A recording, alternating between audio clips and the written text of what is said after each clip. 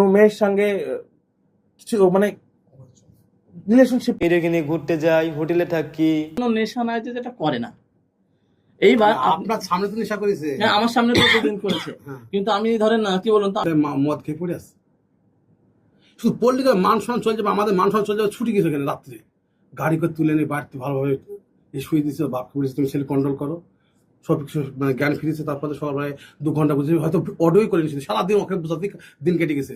130টা লোক ছুটি দিন, সবকে বোঝালাম 3-4 জন। এখানে করছিল মান সম্মান যাবে আমাদের পল্লিগ্রামে। কত দিক দিয়ে বুঝিয়েছে ওকে, হাত পর্যন্ত ধরেছে। কত এক করিস নি নাকি মদ খেয়ে রাস্তায় পড়ে থাকি, মেয়েদেরকে নিয়ে ঘুরতে যাই, হোটেলে থাকি, সিগারেট খেয়ে বেড়াই, রাস্তায় সিগারেট খেয়ে বেড়াই। তো আমি যতটুকু জানি যে 18 বছর না হলে কোনো ছেলে মেয়েকে হোটেলে জায়গা দেয় না। আর তুমি তো নিজে মুখে বললা যে আমার বয়স 16, আমার বয়স 16 বছর। আপনারা হয়তো জানবেন।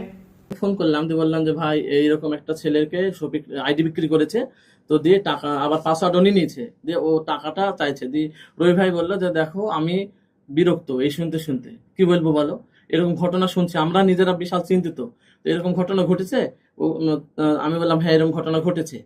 তো দিয়ে তখন আমার নিজেরই খারাপ লাগলো যে কোম্পানির মধ্যে থেকে, চ্যানেলের মধ্যে থেকে এরকম কাজ করলে তো ক্ষতি।